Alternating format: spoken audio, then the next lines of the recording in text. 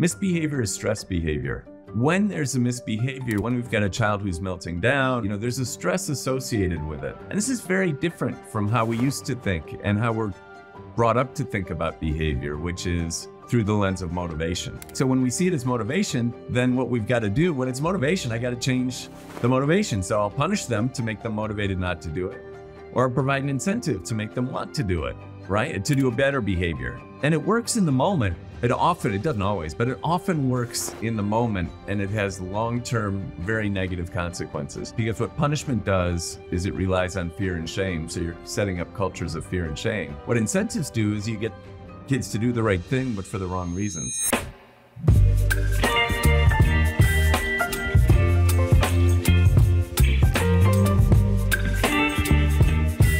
Welcome back to Mic'd Up. I'm your host, Mike DiCioccio, and today we are joined by a clinical psychologist and an educational leader. He's the author of Untethered, Creating Connected Families, Schools, and Communities to Raise a Resilient Generation. In this book, he offers hope and practical strategies to tackle the youth mental health crisis that's going on and foster resilience. With nearly 40 years of experience, he shares personal insights and transformative stories that inspire emotional regulation and social success. Whether you're a parent, an educator, or someone seeking their own personal breakthrough, his wisdom is invaluable. Welcome to the show, Douglas Bolton. Thank you, Mike. It's great to be here. Thank you for being here, man.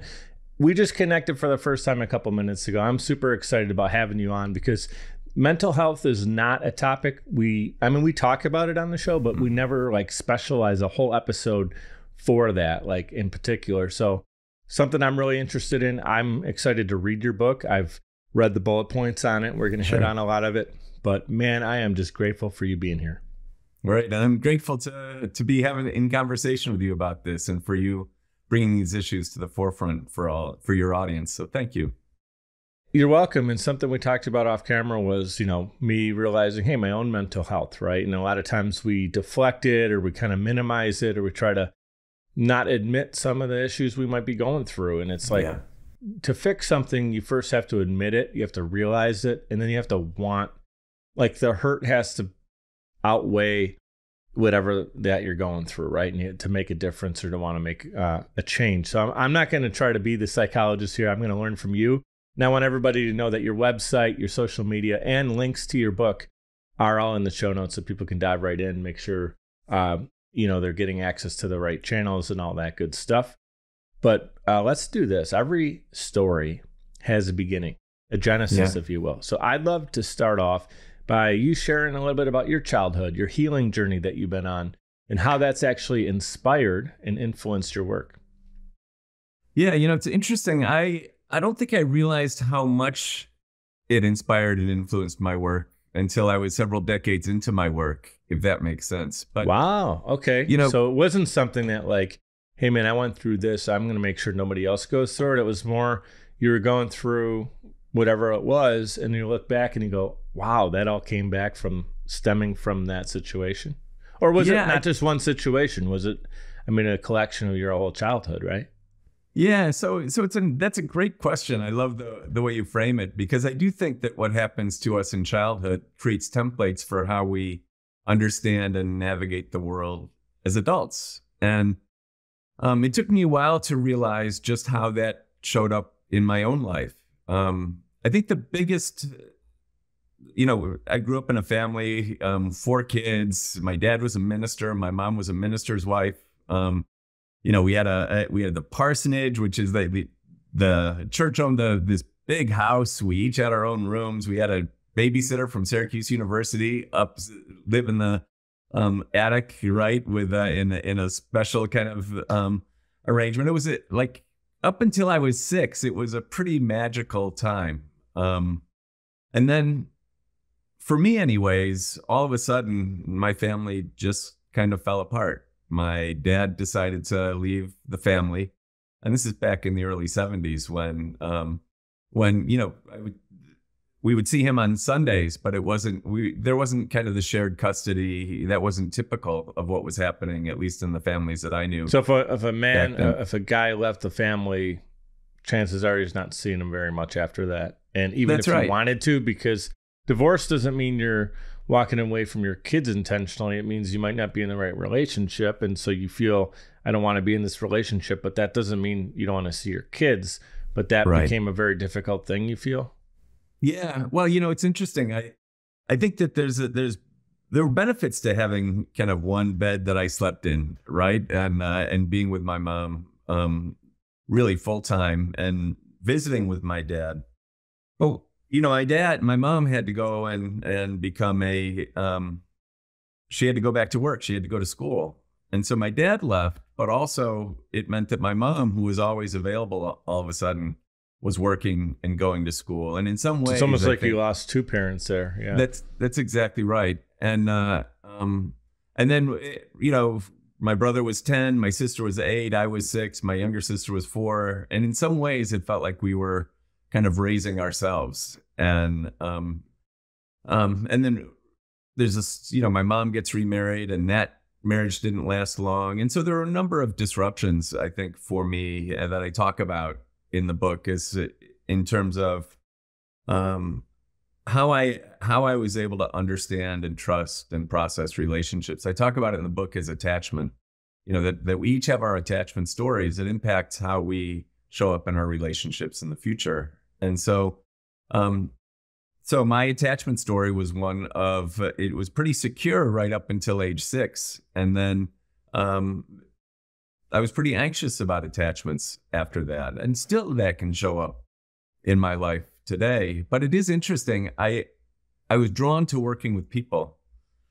And so I remember, leaving Can I just college. ask a couple follow-up questions too about that moment? Sure. Because my daughter experienced, my divorce, and she's 10 now. And it's been a few years. She was 2 when we got divorced. And she has a lot of anxiety and separation issues, and she more so did when she was very young, which is natural. But even now, I think she's got a little bit of it. There's certain things she still needs her mom. Like, you could feel that comfort blanket of her mother. And then I think there's things she feels more comfortable here doing or talking about, or just being herself a little bit more. Sure. Because there's certain things that we're different. Our mom's different than dad, and that's good. It's a healthy thing. We're not the same two people. Yeah. But so she probably is experiencing, she almost has like 2 different lives, which is tough. So did you have siblings, and did you have anyone else that you could kind of lean on during that moment, or what did that look like? And how did you kind of navigate through the separation? And that's like 2 questions. The third one, did you ever reconnect with your dad? Yeah. So great questions. I had a brother, an older brother, an older sister, and a younger sister. So together, we both we became close, and we fought a lot. Right? It was it would get pretty chaotic. I want to share that. And we also had people. We moved from that parsonage to a 3-family house, and so there were other adults in the house. There was a single woman. Her name was Faye, who lived on the top floor, and she was always someone that we could go to and who looked after us, and almost like a built-in babysitter, if you will. Yeah, and so I think that was important for us as we were, I'm doing this interview from my brother's house, and so we're still very close with my siblings, and so in some ways, that's great. We were able to keep that closeness. And with my dad, I never felt, I guess there were times when I felt alienated from my dad, especially right after the divorce. But not saying that you ever agreed with him leaving, I'd love to share if maybe you have a different perspective on it. Did you ever understand or learn to understand why he left, or what happened there? Did you ever get the real story? I'm just curious if you ever were able to reflect on that. That's so funny, that you ask this, because I think that, my dad got remarried shortly after, within a year or 18 months. And I think that there was always a belief that the woman he married, who became, we all became very close to her. She was in our family for 50 years. So, and Wow. wonderful. But I think there was always a little bit of, was there some infidelity? Wasn't there some infidelity? And I think in the last years of their lives, we got a better sense that whether or not it was explicit infidelity, that there was certainly some emotional, that there was a strong emotional connection that led to the breakup of both of their marriages. Yeah. Well, so the person he went to, they were together. Is your father has passed? Yes. Okay, so they were together for 50 years, though, you said. Yeah. So it's not like he just broke it off and was, seeing all these different women and stuff. He was in a long-term relationship after. Yeah. And so it sounds like later on in his life, you got to reconnect a little bit. Was that intentional on your side or both of you? I feel like I'm the therapist over here. I'm not trying to do that. No, I appreciate it. I'm trying to learn because I'm trying to be the best dad I can for my daughter too, Well, yeah, I think it resonates with you. My story and your story are have some similarities between yourself as a parent and my dad as a and what it meant for him to be a dad in a situation of divorce. And I think a lot of people tuning in are can relate to that in some way, whether they're the father, maybe they're the son or daughter, or maybe they just know someone going through it and they can better understand it now, Exactly. What I would say is that one of the real benefits of seeing my dad only one afternoon a week, he worked very, very hard. And so I'd see him on Sundays. And Sundays were mine. My sisters didn't necessarily want to see him. My brother and older sister actually ended up living with him when they were in high school. But I would have him to myself. So, and I think that was it. And so every week, even though we didn't see each other much, I guess it would fit under the quality time. There was high intensity quality time. It was a different kind of parenting that he did. But I think it had value and meaning for both of us, I think. Can I share something? I think I'd love to get this out to a lot of parents, maybe divorced parents who haven't reflected on this yet, but something I like to share from my own experiences. In an odd way, after the divorce, I feel I had more connected time, more valuable time with my daughter than I did when we all lived in the same house. And the reason was, and it was just a couple different situations. I was working at the time, I was a store manager. So I was working a lot of days, and I worked in a retail store that closed at 9 o'clock, 10 o'clock at night. During the holiday seasons, I wasn't getting home till 11. She's clearly in bed. At that point, she was an infant to 2 years old. So we didn't really get to see each other in the evening, my daughter and I. And on Saturdays, when I finally would have a day off, and I didn't have every Saturday off, but like when I have a weekend off, what would happen is, and I know this was not intentional or anything, but like my in-laws would come over.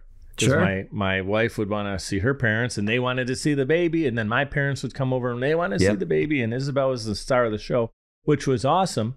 But at the same time, now I'm on a couch in my own home, and my mother-in-law, my father-in-law, they're on the ground, they're playing with Isabel, and I almost felt like I lost the availability to my daughter. And so after the divorce, I had Tuesday night dinner dates. I'd pick her up. We'd go out for ice cream or dinner or whatever, and we'd get together. And now she's sitting across from me from 2 until 10, right? At 2 years old until now she's currently 10. And we would talk, and I would talk to her across the table. She could be 4 years old. She could be 7. She could be 10. And I'm trying to really just talk and relate to her in the moment. And so I've told her this because she's had a hard time with the divorce. I told Isabel, and trying to still be respectful to her mom in the situation she's in. But I told her, hey, because I know this, she's mentioned to me, she's like, why can't you and mom just get back together? Or, really a heart-ripping situation was we were at Target, and I think we must have we ran into each other at Target because we wouldn't have gone obviously together. This was after the divorce or separation. I was with Isabel, and I think Laura was there. She was just shopping. So we saw each other. I forget if Isabel was with me, but anyway, we run into each other in Target, and Isabel took our hands, 2 years old, and put them together. Wow. So I talked Wow. to Isabel recently, and I said, in a way, you and I, we get to connect more. So when you're with me on my weekends, like Friday, Saturday, Sundays, it's you and me one-on-one. If we all live together, think of all the family and all the things, and someone says they want to go see this movie or go to do this or go shopping or grocery shopping. Like when we're together, like we're hanging out, we're one-on-one, we're coloring, we're writing stories, we're playing video games, whatever she wants to do. We're running at the park, rollerblading, playing tennis. Like we're just out and doing stuff one-on-one. And so I think she understands that, but in a way, I just wanted to share that experience because I believe in this statement. Once I heard this, it changed my perspective. Everything happens for you, not to you. And when I heard that, it's like, a light bulb went off. Because if you get a divorce or you lose a job or you lose a family member, like my dad passed away with COVID and just still I haven't totally stomached it. And things happen in life. We get knocked down. We're on the ground. We're on the mat. But we don't have to stay there forever, right? We can get back up, dust ourselves off. So I do believe everything happens for us. And so I look at my divorce as an opportunity for me to become a better person, be a better dad for Isabel, and just enjoy life in this new perspective and be me, So anyway, that was way too much time on the microphone. This is about you, but that was my little perspective of it. But I think it's an important perspective because what Isabel gets is the same thing is happening with her mom as well. Because her mom knows I can do all that other stuff that I otherwise would do on the weekends when Isabel's with Mike. So we can be more intentional. And one of the things that I talk about in the book is this real importance of being attuned to one another. That part of what helps build a healthy attachment is this attunement and being able to really see and hear what the other person's experiences and for Isabel to feel seen and heard. And to be able to recognize and be attuned to know, by a look on her face or by knowing her so well, you can anticipate what might be hard for her, then allows you to show up for her in a very different way than if you were, working 60 hours a week and having family on weekends and still trying to get to a ball game with buddies and doing this and that. When all of a sudden it's harder to be attuned when we don't have that time carved aside. And what she doesn't get is this sense of what it's like to be in a family where mom and dad are together and connected and being able to see and experience that. So there's things that she's missing out on, but also I think there are things that she's getting that she wouldn't otherwise gotten. And that's what I experienced with my dad, was that attunement, that sense of, for those 4 hours, I probably got 4 hours with him in ways every Sunday afternoon that I probably wouldn't have gotten in a given week. I'm telling you, you absolutely did.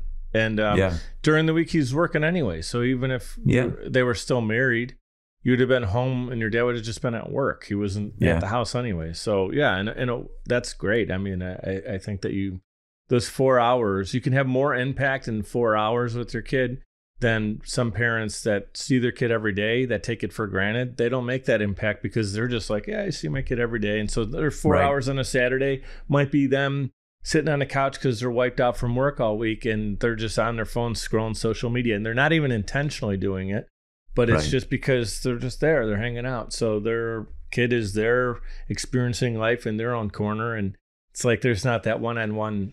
So in a way, why I share that is for parents that are still together, that have a great loving relationship and they have kids, just a reminder, like have those one-on-one. You don't have to be divorced to have one-on-one time with your kid. So just remember that, to be intentional. And then if someone is going through a divorce or already divorced, have a great perspective that like, hey, I can make the most of it and likely have even more one-on-one time than I probably would have with all this other, because you're dividing time up over more people.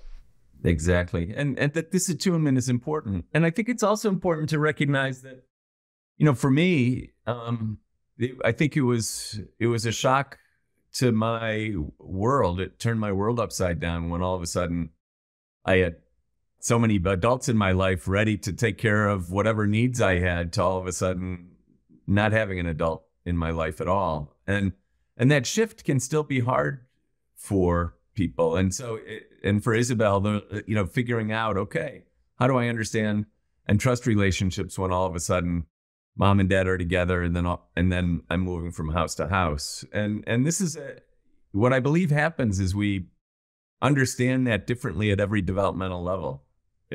So at age 2, you understand it in a certain way, but then at age 5 and 6, you understand things a little bit better. By the time you're in high school, you take a look and you understand, and you start dating people, right? And all of a sudden you understand relationships in a different way. You get engaged, and then you think differently. And so you have your first child. And so we're constantly, I think those of us who experienced disruptions in our childhood, we're always kind of going back and having to revise our understanding of that based on where we're at developmentally. The word comes to mind, perspective. Our perspective changes because where we're at in the story, we're a different person, right? You mentioned relationship start. Now we're in the relationship. We're one half of that relationship. Then it's, you're getting engaged, you're married. Now it's okay. This is the person I'm choosing to be with forever, the one person. And then you have kids from your own perspective, and now you're having, oh my God, the amount of time it takes and what I'm doing. And I'm trying to run a business or work for this company and give them my best and be a great mother or father or whatever. So your perspective absolutely changes and grows. One thing candidly that I'm excited about, but also have anxiety, like some nervousness about, is as she becomes a teenager, those teenage years are stressful, and she's having a lot of stress and anxiety with school, that what that can mean for, acting out or our relationship. Is there going to be things that come up where, I just want to make sure that we can continue our amazing, loving relationship the best we can, and try to navigate it with her, Yeah. And I think that in a lot of ways, this is a place where, as parents, as educators, we can get it wrong. I love the way you started this conversation, which is we bring our emotional worlds into our teenage years, and they're going to be fraught with stresses. And there's a researcher on emotional regulation who I really like. His name is Stuart Shanker, and he says he's from the York University in just outside of Toronto, I think. Toronto, yeah. And not too far from where I grew up. I'm a Buffalo, New York boy. Oh, you are? Yeah, I'm a Syracuse guy. So you mentioned Syracuse, so my ears perked up a little bit. Yeah. So but what he talks about is, and he's got a great book called Self-Reg, if you want to dig a little bit deeper with this. But what he says is misbehavior is stress behavior. And so when there's a misbehavior, when we've got a child who's melting down, or a child who, there's a stress associated with it. And this is very different from how we used to think and how we're brought up to think about behavior, which is through the lens of motivation. Mm-hmm. And so when we see it through the lens, immediate punishment before an understanding is taken place. That's exactly right. So when we see it as motivation, then what we've got to do, when it's motivation, I got to change the motivation. So I'll punish them to make them motivated not to do it, or provide an incentive to make them want to do it, right? To do a better behavior. And that only goes so far. Yeah, that only goes so far. What that does, and it works in the moment. It doesn't always, but it often works in the moment, and it has long-term, very negative consequences, right? I agree with that. Because what punishment does is it relies on fear and shame. So you're setting up cultures of fear and shame. What incentives do is you get kids to do the right thing, but for the wrong reasons. Mm-hmm. So the change you want them to internally make, they don't make anyway. They're just doing it for you to please you for the time being. And the change you were hoping happened doesn't happen. And that's really the whole purpose of it. So your mission isn't solved, but in the meantime, they got their little short incentives. Right. Yeah, that's right. Or they got punished, and this isn't just for kids. This is for adults. I mean, there's things that, I'm thinking about with myself, and 100%. Kids' brains are just smaller brains of ours, right? Less developed, but the same things apply to all of us. That when I behave, like when I've gotten upset and yelled at my kids, right? I'm not motivated to do that. You don't have to threaten me with a punishment not to do that. But then the question is, why is it that I'm yelling at them now or in this moment? And I could have handled the same situation so much better. Just yesterday, I handled the same situation beautifully, and now I'm not handling it. Well, why is that? Because I bring more stress into this moment today. So good. Yeah, that's so true. And stress just, it can really take just a good person and have them act out is, the best way to put it. But or a stressed out parent, you have that moment where, like you just said, you might snap at your kid, or even I've noticed myself do this with my cat. She could be bugging me, and you tolerate it, and then all of a sudden, stop. You're yelling, and it's like, why the heck am I yelling at my cat? It's because I'm stressed out. That's right. Like you're going through something, and you just notice. So now I got to count to 10 rule, but I'm still working on that. But this is really a great conversation, and having you on, I'm excited about it. I know we got a little bit of time left. I want to have you talk about your book too, because it's obviously that's the reason you're here. Shout out to our mutual connection and friend, Gail Jones. Absolutely. Who read your book, and she emailed me immediately and was like, you got to get him on the show. He's going to be perfect for your audience. So I'd love you to share, if you can take, I'm sure there's many great lessons in your book. I know there is, but because of the sake of time, if our audience can get one major lesson out of Untethered, what would it be? Yeah. So when we think about, I'll give you two. I'll get two main lessons. Beautiful. What I'll say is the book comes out of my work. I'm a psychologist, but I've worked in schools for all my life, because what I realized was that the kids I really found myself drawn to working with were the kids with pretty significant emotional behavioral problems. And what I realized is a 50-minute therapy session per week isn't enough time to really help support the kids in the ways that I wanted to. And so schools have kids for 30 hours a week. What I realized is I could really do a lot of help if I was to be able to create an environment that supported kids instead of a 50-minute therapy session with just me. Mm-hmm. And so I was lucky enough to work at a therapeutic school just outside of Chicago, and I was a principal there for 14 years. And wow. And in that time, a lot of the way we understood behavior was through the lens of motivation. So there'd be incentive programs, there'd be clear punishments, and we thought this is how we work. But when we really began to look at how what really helped make a difference and the people who were the most effective in making a difference, what we realized was they were doing something very different than creating menus of incentives and punishments. Mm-hmm. What they were doing was they were able to connect with kids in ways that other people struggled to connect with them. Kids felt seen and heard with them. The other thing is that they were emotionally regulated, and their emotional regulation helped kids who were upset become more regulated. I want to pause you right there. You mentioned it earlier, emotional regulation. I have it in my notes.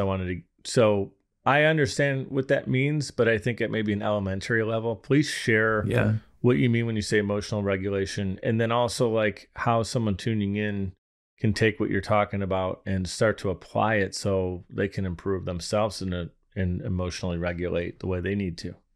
Yeah. So, our regulation really speaks to, it can be a biological regulation. In our bodies, we're constantly trying to figure out how do we find a balance when something becomes stressful for us. So when it's too hot. And there's chemicals changing in our brain too that we have to regulate, right? Exactly. So when it's too hot, we sweat to get because that helps cool us, right? So that's how our body physically regulates. When we're emotionally stressed, we have a response to that stress. And so oftentimes that response can trigger behaviors that become problematic for us and other people. And so emotional regulation is our ability to cope with life's stresses in ways that that can be effective. So when we're dysregulated, it suggests that we're coping with those stresses in ways that cause greater harm, right, to ourselves and other people. Do you feel, this is just another crazy follow-up question, but part of entrepreneurship is being able to perform, and I say the word perform, that can mean many different things, but operate under a lot of stress, under a lot of multiple changes in a moment. The ground never seems to be, especially in the early days, flat. You know what I mean? Yeah. You're dealing with a lot of rocky moments. So a successful entrepreneur can totally understand that adversity is inevitable. You're going to have to overcome it. And I think some of the greatest lessons I've learned is becoming a business owner in 2017, because I didn't know the stuff that was going to get flung my way, and I had to learn how to maneuver around it like the Matrix. And so I'm not saying, hey, start a business so you can learn how to emotionally regulate, but do you notice a connection there of like being able to do some of this stuff because of you maybe the experiences there? I don't really know if that's asking the right question, but. Well, I guess what I would say is that there's some people who wouldn't handle that well and wouldn't be able to learn how to regulate, right? And what I would suggest is if you're successful, you've learned that when things come at you, you can't just bite people's heads off. You can't throw things around the office when a customer makes you upset. If you've got a in-person business, right? That you've got to keep yourself emotionally regulated. What happens in these moments that I think is important in moments of dysregulation is it's really about our nervous system. Our nervous system triggers our fight, flight, and freeze response, which that's pretty common knowledge, that fight, flight, and freeze response. But when we get into that place, when we are really experiencing stress, it's a very blunt instrument, our stress response system. It's not like it says, from an evolutionary perspective, our bodies are geared to fight or flee to be able to keep ourselves safe. And that response shows up whether or not we are in a physically, I'm glad it shows up when I'm in when someone's trying to mug me or whatever, and then I can run and I move quickly. But one of the things that you notice is our thinking changes when we are dysregulated, because we take all the energy from this really nice, slow processing cortex that it does all this reasoning, all this planning, and we push it into, all of a sudden that energy goes into our extremities so that we can tackle the physical threat to keep ourselves alive. The challenge is that in most of our stresses, we aren't physically threatened, but we still lose access to that part of the brain that is most essential for our problem solving. And if you've noticed, when you melt down, when I melt down, we lose similar stuff. We're not as good at listening because it's not helpful to listen when you've got a grizzly bear chasing you, right? It's so, this is so good right now. I just feel like I'm a student here taking notes. Yeah. So we're not as good at listening. We're not as good at being flexible. Have you ever noticed how our flexibility goes out the window? And then the next day you're like, I don't know why I made such a big deal about that. Why? Yeah. That's not a ditch I should have died in with that. But here I was, we're not as creative.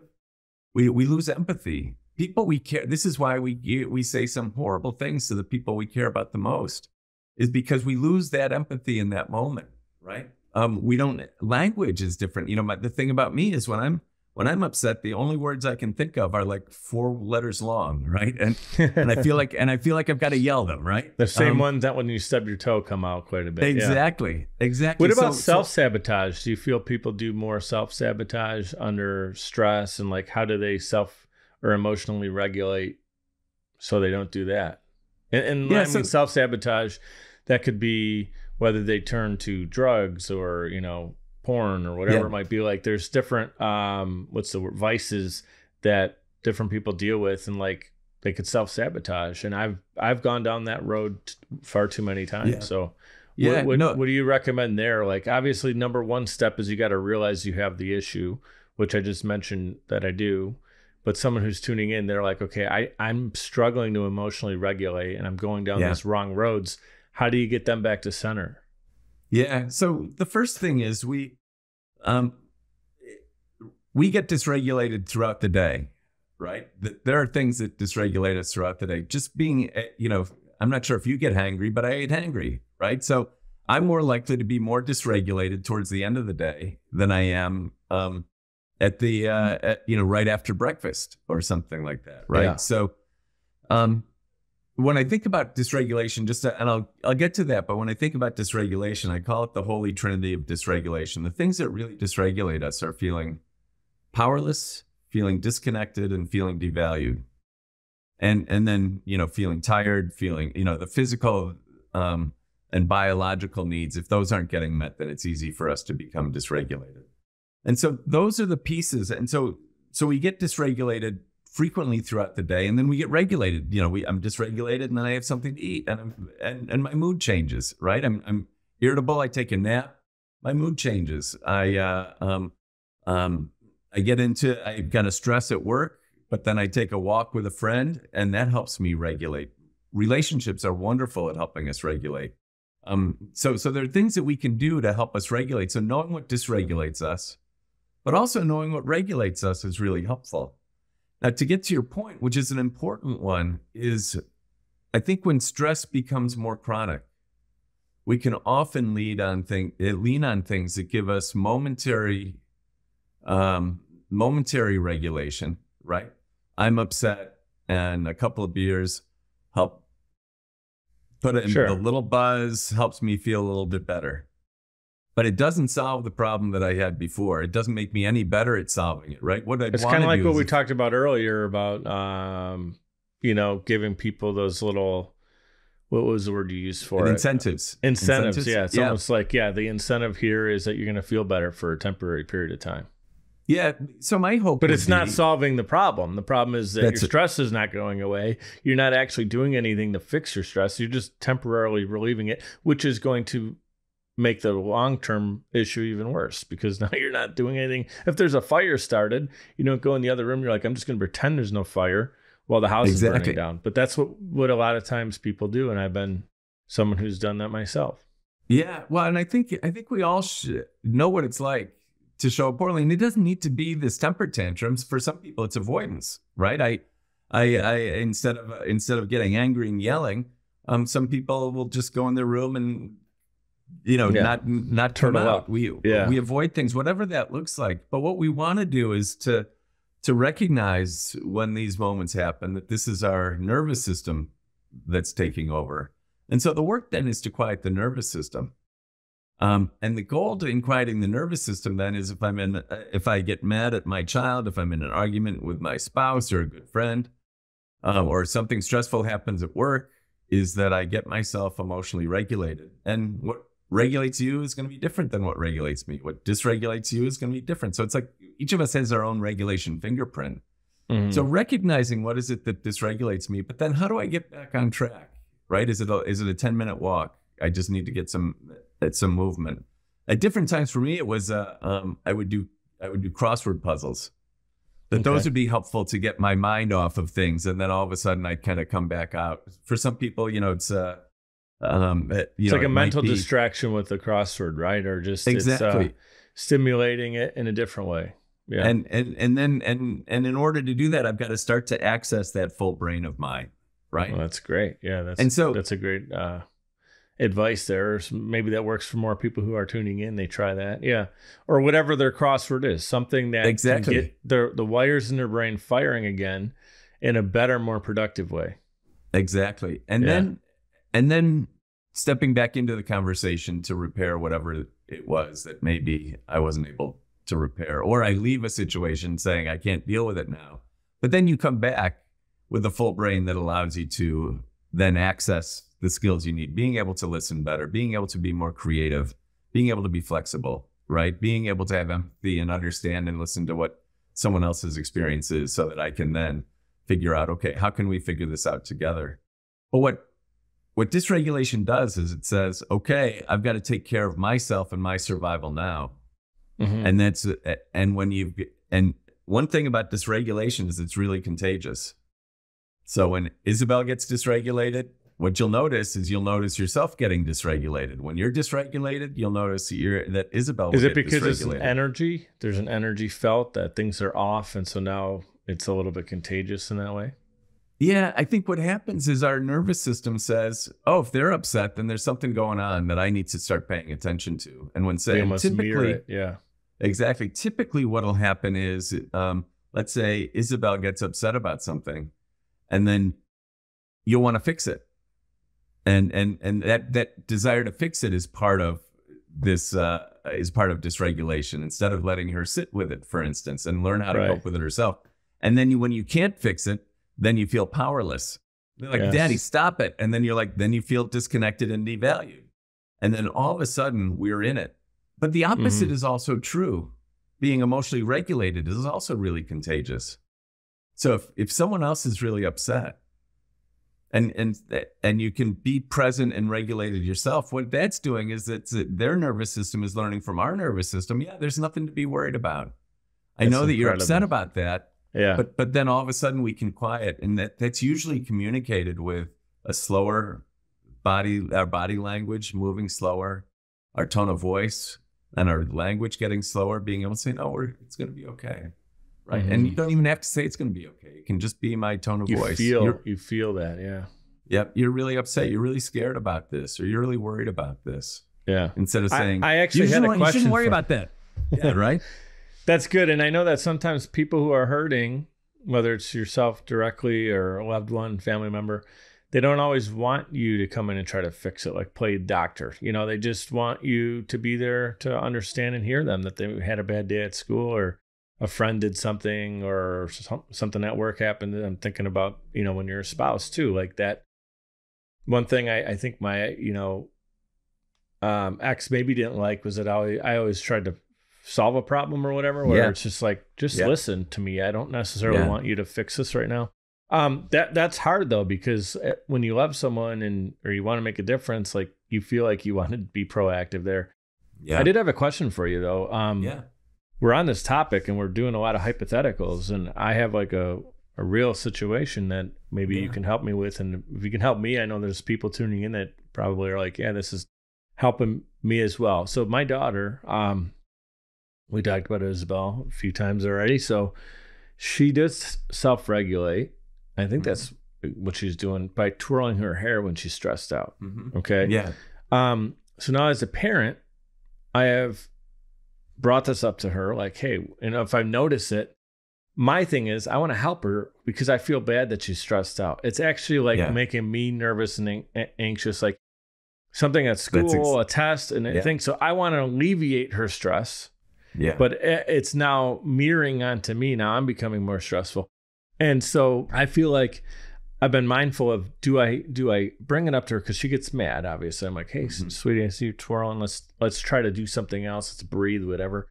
Let's change what we're doing. We're watching TV. She's twirling. She's probably not even watching the show. She's thinking about something in her head. And so let's go try to change it. But can you help me in that situation as a dad? Like, what do you think would be the right avenue? Because maybe bringing it up to her, that's just making it worse, right? So like, what can I do there? What would be the best advice you can give me? Well, no pressure, by the way. No. Yeah.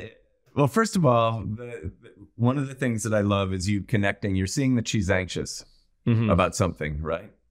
And what you then notice is that anxiety made you anxious. Mm-hmm. And as parents, I think one of the things that keeps kids from being able to develop the skills that they need is when we do try and come in and fix it. In psychology, we call this distress tolerance. In all of our lives, we experience distress. And what we want to do is not, when our child experiences distress, to then fix it, because what we really want them to do is figure out how do they fix their distress themselves, right? And so what I might do is I guess as I think about this, is I would think, you've connected, and I think probably rightly so, that when she twirls her hair, that she's anxious about something. She does it quite often too. It's like it's definitely something her teachers have brought to our attention as well. Yeah, and so I might say, oh, I notice you're twirling your hair when you get anxious, right? And then I would be curious about what she's anxious about in that moment. What we want her to do is to be able to identify what the feeling is, right? And then, so I guess my goal would be, what do you think you're feeling anxious about right now? If she buys into the idea that this is for, if you can help her make that connection. I wonder what you're feeling anxious about now. And then she says, well, I'm worried about a test I've got tomorrow. Yeah, usually then it's nothing I can stop. She'll say nothing I can stop. See, watch, and then she'll sit still for 20 seconds. See, I don't have to do it, and then like 20 seconds is up, and something else happens, and she's doing it again when she doesn't realize it. But yeah, I think she feels almost like something's wrong with me, so she doesn't want to like feel like something's wrong like her, so she's almost denying that she has to do it. And I don't want to make her feel bad that she's doing it, because that's not why I'm bringing it up, to make her feel bad. I'm trying to help her solve the problem, which is there's anxiety, twirling your hair, whatever. We want to get rid of the anxiety part of it, you know? Yeah. And I guess that's why I wouldn't ask her to stop twirling her hair. Okay. I guess I try to solve the problem. Yeah. Let's go for a walk or something. Well, to have her solve the problem. And that's the difference, right? Is to help her identify, oh, that's what I do when I'm anxious. I had a friend who, and I didn't even realize this, but when I would get stressed, I would rub my face. And I didn't realize that, but it was absolutely right. That was my tell, right? Uh-huh.